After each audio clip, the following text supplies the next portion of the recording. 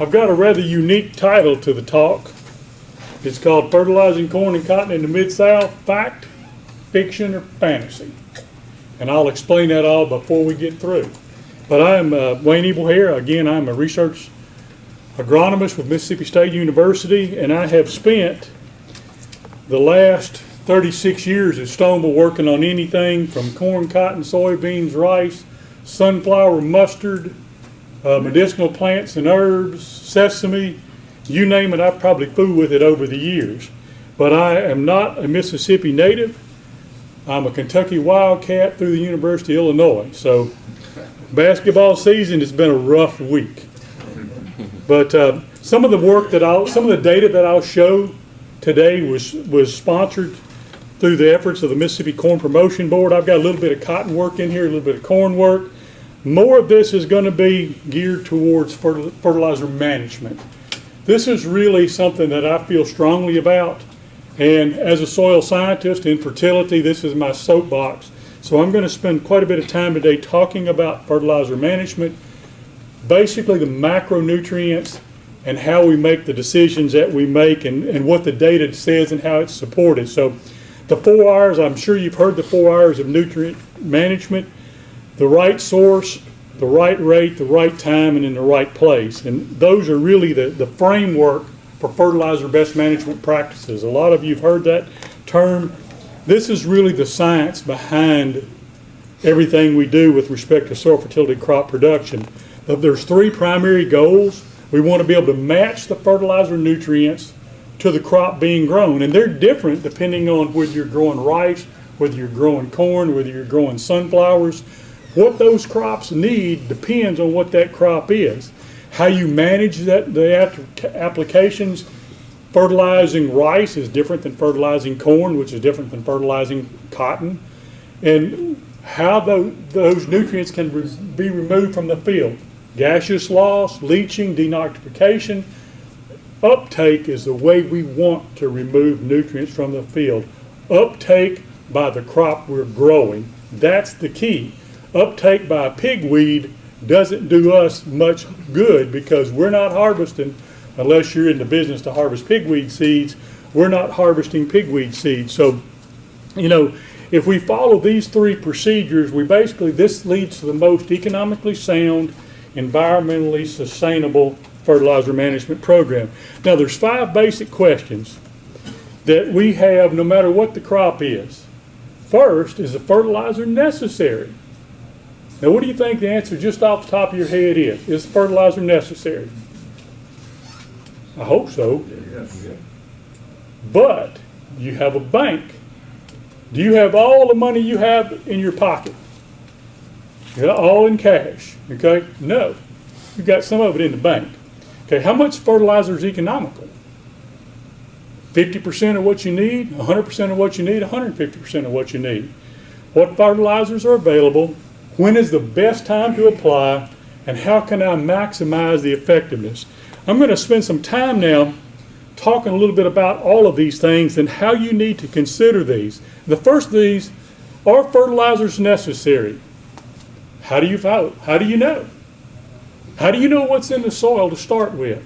The only way to know is to soil test. The only way. Grabbing it out of midair, smelling of it, eating a little bit doesn't tell you anything. Soil testing. That's the only way to know what the soil nutrient levels are. Soil testing. Soapbox number 1. Soil is a natural body. It's constantly changing. It's made up of rocks and minerals, organic matter. It's basically sand, silt, and clay plus organic matter, moisture, and air. All of those things are important to plant growth. All of these things going together can seldom maintain an adequate plant growth unless there is enough of it there. Feeding, and I'll get to this a little bit more. I'll just stop right there. The soil productivity can be maintained by well-managed, scheduled applications of multiple element fertilizer if you need it. If you need it. Okay, are fertilizers necessary? The basic question, what's a fertilizer? Well, it can be anything. There's basically 17 essential elements that are needed for plant growth. Now, some people can argue there may be as high as 19 or 20. It just, essential elements has been debated over the years. When I went through college, there was only 13. And I went through college 40 years ago. Now we're up to 17. And there's probably more than that. But they're trace amounts that we need. And they're always available, so we really don't know. Now, what we put together, basically we get carbon, hydrogen, oxygen. That's the building blocks for carbohydrates. They come from the air and water. Nitrogen, phosphorus, potassium. Those are the ones the most common fertilizers that we put on are nitrogen, phosphorus, potassium. But we're also putting on more and more sulfur. We're starting to see zinc problems. Then we get into iron, boron, magnesium. Magnesium in the Mississippi Delta, don't need it. Our soils are high in magnesium. But other areas, molybdenum, manganese, copper, calcium, chlorine, nickel. Those are the ones that we know of right now. The primary ones are nitrogen, phosphorus, and potassium. Those are the ones we put out at the highest amounts. They're also the most readily available and the ones used in the highest quantity. The secondary, calcium, magnesium, sulfur. As we've gone through the clean air time, we see the air is scrubbed, smoke is scrubbed. We're using very little low analysis fertilizer materials like triple 13. So we've basically eliminated most of our free sulfur. No such thing as a free lunch. We had it for a long time, but now you're going to have to start paying for it. That's something we're seeing more and more sulfur deficiencies showing up. Micronutrients, depends on the area, depends on the crop. These micronutrients we use in small amounts. Most of them can be applied through the soil. Some of them can be applied through the leaf. It's more efficient. But what you have to realize, and I was told this when I was a very young scientist at Stoneville, if a plant was meant to take up nutrients through the leaves, they'd have put the roots up there. Now, Ish Spurgeon believed that wholeheartedly. There's a lot to that. A lot of times, if you get into a micronutrient deficiency or any kind of a deficiency or stress, the leaves get thick. The cuticle gets a lot thicker, so it's very difficult to move anything through the leaf in a deficient situation. So putting it on the leaf doesn't do a whole lot of good. Now, if the rain washes it off and it's taken up through the root system, that's a whole different situation. Crop removal is generally the way most of the nutrients are removed. That's the way we want them to be removed. But there can also be leaching. Now, in the Mississippi Delta, we don't have much leaching. Most of our soils are not sandy underneath, so we don't see much leaching. We see more volatilization and denitrification of nitrogen. But if we've moved soil material off the field, then we have potential to move nutrients off the field with it. If we burn crop residues, you have the potential to move nutrients off the field in the ash or through the air. So I put this in here. How much fertilizer is economical? Depends on how much it needs to optimize yield. Now, I put two different lines on here. Here's corn. Okay, this is N, P, K, and S. This is not P2O5, K2O. This is elemental. Nitrogen, phosphorus, potassium, sulfur. 180 bushel corn, 240 pounds uptake, 45 pounds of P, 199 pounds of K, 30 pounds of sulfur. Look at the difference between cotton and corn. So one of the things we have to take into consideration as we shift from growing cotton to growing grain crops is that the nutrient removal or the nutrient uptake, let's switch gears. Okay, you look at those numbers. Now watch what happens when I do it again. This is nutrient removal. So that potash, it was at 199 on corn, is now 43 in potash. So what happened to the other 150 pounds of potash? It's in the plant residue. It's in the root system. It's still there. If you don't carry it off the field, then it's still there. And most of it just leached with water will leach right back into the soil. So even though we've taken almost 200 pounds of K to grow the crop, when we take the grain off the field, we haven't taken off near that much. So what is important is the uptake, the removal part of it, the removal. So if you look at cotton, look at corn, okay, 162. Now these are kind of equivalent 180 bushel corn, 1,000 pound lint cotton. Those are kind of comparison items here. Same way with 60 bushel soybeans, 80 bushel wheat. They're kind of, you got a question, Joe? On the cotton, you plant uptake there, but you really need higher levels there because of the root system is not the same as the corn root system. Right, that's correct, yeah. I mean, these are showing you what that plant will take up during the growing season. So yeah, they vary, you know, fast fruiting cotton has to have a lot more than that because it's over a short period of time. But right, it does make a difference what crop you're growing.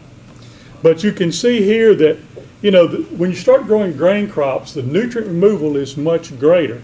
Now, if you up that corn yield from 180 bushel to 200 bushels, or 500 bushels, calculate in your mind the nutrient removal growing 500 bushel corn, or even 300 bushel corn.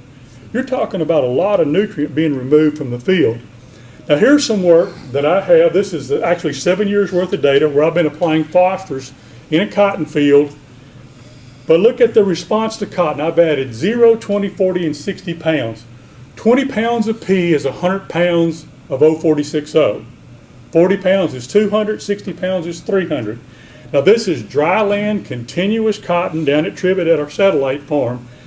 If you look, in none of these years, this is 2010 through 2016, we got no response to phosphorus. Okay, we've added it every year, so this plot that's got 60 pounds, now we actually only applied phosphorus for part of the time. We applied the first 4 years and then we quit. So if you look, after 2013, we no longer were applying phosphorus.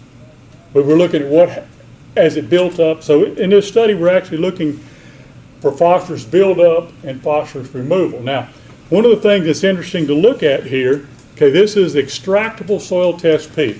In Mississippi, we don't recommend fertilizer P with soil test levels above 72, okay?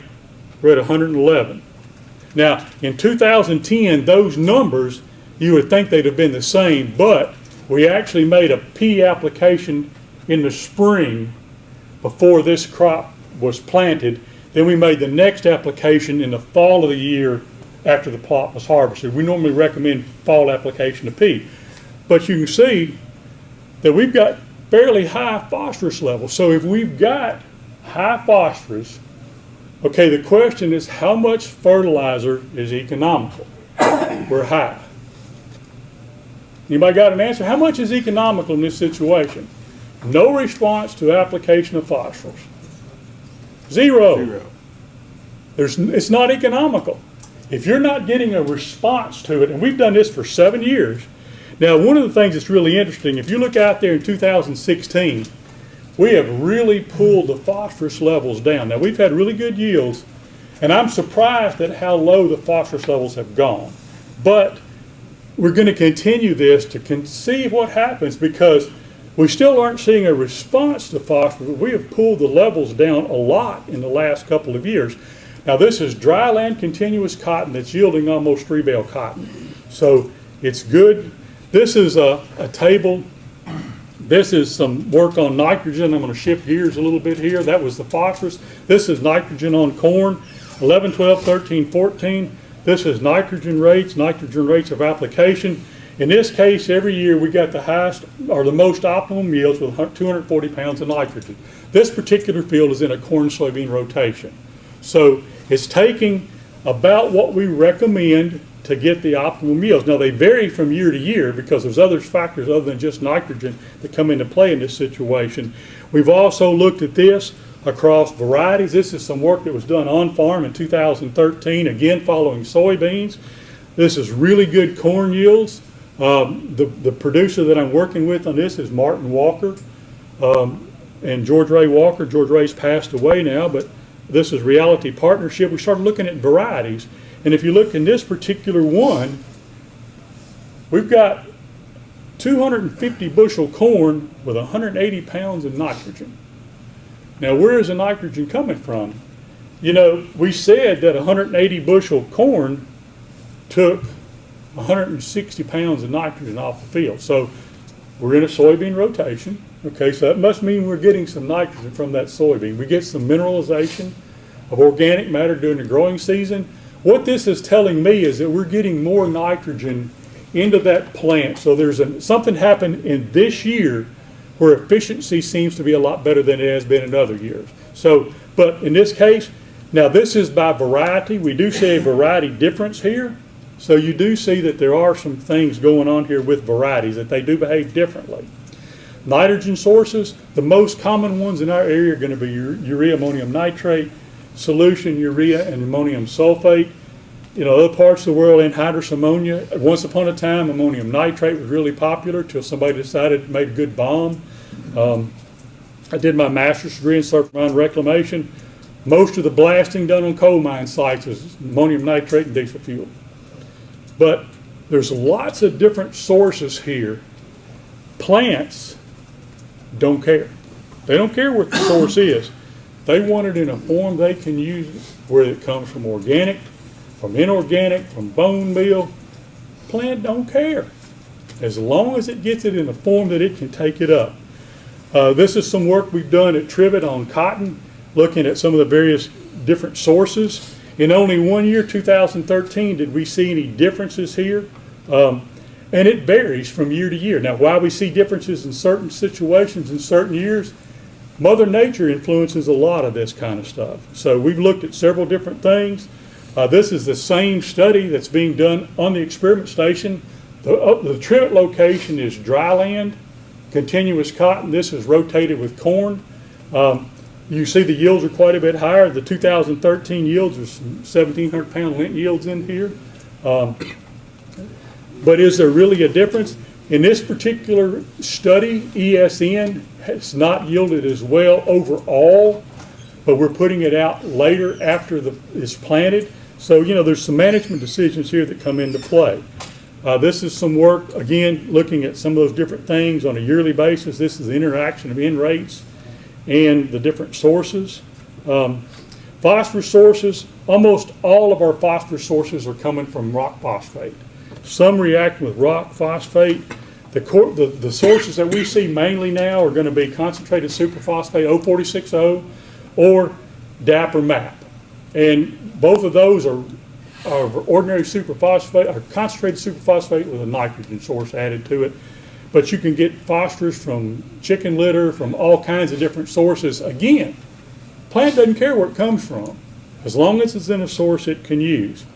Potassium, most all the potassium that we use is going to be muriate of potash, MOP, muriate of potash, O60. This is a mined material, comes from marine based. It's mostly ground. There is some work in certain areas using this potassium magnesium sulfate, lambentnite. There's some work in Virginia using that. It's a mineral that's available. In our area in the Mississippi Delta, magnesium is not a big issue for anything. Every once in a while you'll see it's being used on muscadine, but most of the time it's not really something. So muriate of potash, solid is what we normally use. When's the best time to apply fertilizer? As close to the time the plant needs it as possible. That's simple. One of the things that timing depends on the crop. You know, certain crops, for example, grain sorghum, you need to have all of the nitrogen out at grain sorghum by the 6th leaf stage, because that's the time that plant decides, or the mechanism comes into play that decides the seed size, or seed head size. So, you know, it depends on that. So fall versus spring, depends. You know, we put out most of our P and K in the fall before we do anything else. That way every operation we do in the field helps to incorporate it. Surface applied versus knife in versus broadcast. Depends on the situation. They all work if the conditions are right. Putting it on the surface and getting a rain to help carry it in is good. Putting it on the surface, getting a 4-inch rain that carries it off the field is not good.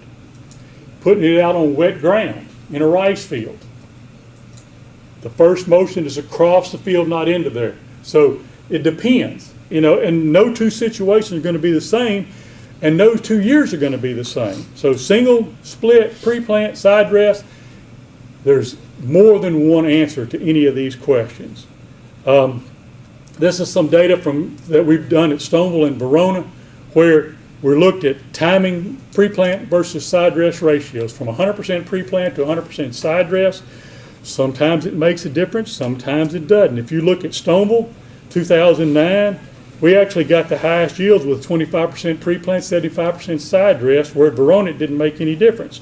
If you go back the next year, the best one was 100% pre-plant, but it wasn't really any different from 100% side dress. Weather has a lot to do with it. Unfortunately, we don't have any control over the weather. On that, say if you miss the side dress, how critical is that if you plant on side dress and say if you're going half rates on each or something like that? Okay, we're coming to this. Okay. Okay. The question is timing. A lot of times, a farmer's sole purpose in the spring of the year is to get the crop planted. Getting the fertilizer out there becomes secondary, trying to get it in the field. There's no need to put fertilizer out if you can't plant it. And there's no need to put out fertilizer early for corn if you can't get the corn planted and you switch to soybeans. So those kind of things make a difference. Now this is some work that we've been doing at Stoneville. This is a nitrogen rate study again. This is but looking at pre-tassel. We've done a lot of work on pre-tassel, and you've heard me talk about pre-tassel nitrogen before. Going into the work on pre-tassel, my mind says it doesn't work. The data I collected over a 5 or 6 year period says it does. So I've had to change my mind. But in this case, 240 pounds of nitrogen has been optimum. Applying 20 pounds of pre-tassel nitrogen, this, from anywhere from the time the tassel emerges up almost to pollen shed, we've seen a response to that. But it's been more at the low end of fertilizer, of total N rate. So what are we really looking at? We're trying to determine how to manage it based on the year that we have. Now, how do you maximize the effectiveness? Depends on who you ask. Sometimes it's fact, sometimes it's fiction, sometimes it's total fantasy. The plants require the quantities in an amount and a ratio to optimize their metabolism. So, and it varies depending on what that crop is. But I put this in here for a purpose. No matter what anybody tells you, 2 quarts doesn't equal a gallon.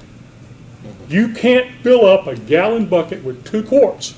No matter what anybody tells you, you can't fill up a gallon bucket with 3 quarts.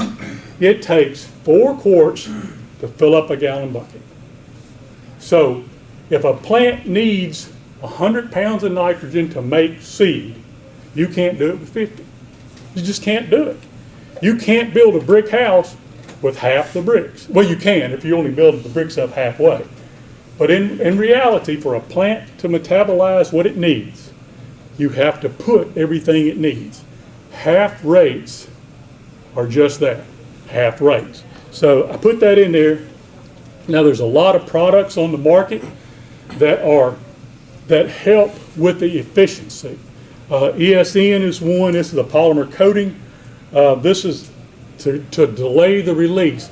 It still takes just as much nitrogen, but if you can change what happens to it, the rate you lose it. So for example, if you get urease, it breaks it down, you get urea hydrolysis and loss.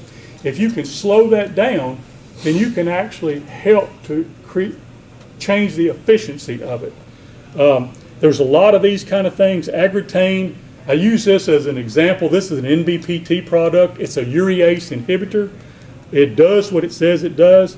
We've worked with this one, Nutrisphere over the years, Nutrisphere and Avail. Neither one of these we were able to make any difference in the yields on anything. So we've quit working with those. The phosphorus test that I showed you earlier, we used Avail in that to try to enhance fertilizer efficiency, but we were at a high level of phosphorus already.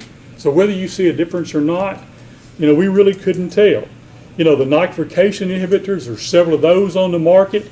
That nitrification is a 2-step process. What we want to do is to stop the conversion of ammonium to nitrite. If we can slow that down, we can slow down the rate that you lose it and try to hold it closer to the time the plant needs it. Nitropyrin, DCD are some of the products that are available out there. There's some other names for these kind of things, but they depend a lot on how much you've got there to start with, how much nitrate's there to start with. The urease inhibitors, NBPT is the most common one. It's got various names. Agritane is probably the one most of you are familiar with, but there are some other ones out there, even some organic compounds that can break it down. The take-home message.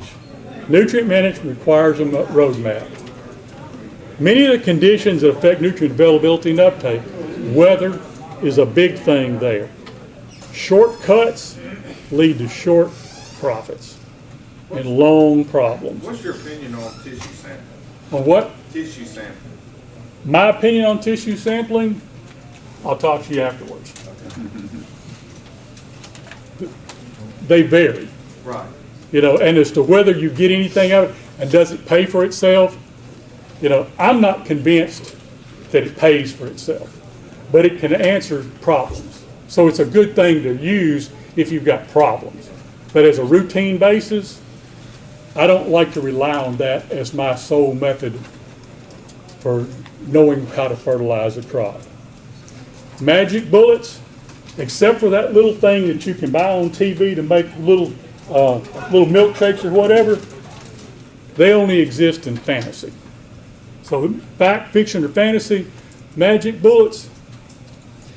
Now you're getting opinion now. The biggest issue we have is being able to control Mother Nature, and if anybody's got control of her, I'm going to duck, because she wins every time. The soils are dynamic; they're constantly changing, so you're trying to manage a dynamic system, and depending on the crop, too little or too much can hurt both, especially with cotton. Not enough nitrogen is not good, but too much is equally bad. So, you know, if it sounds, my last line, if it sounds too good to be true, then odds are it's not. So with that, we're probably, way out there. Okay. I really appreciate it, so thank you. Got carried away there.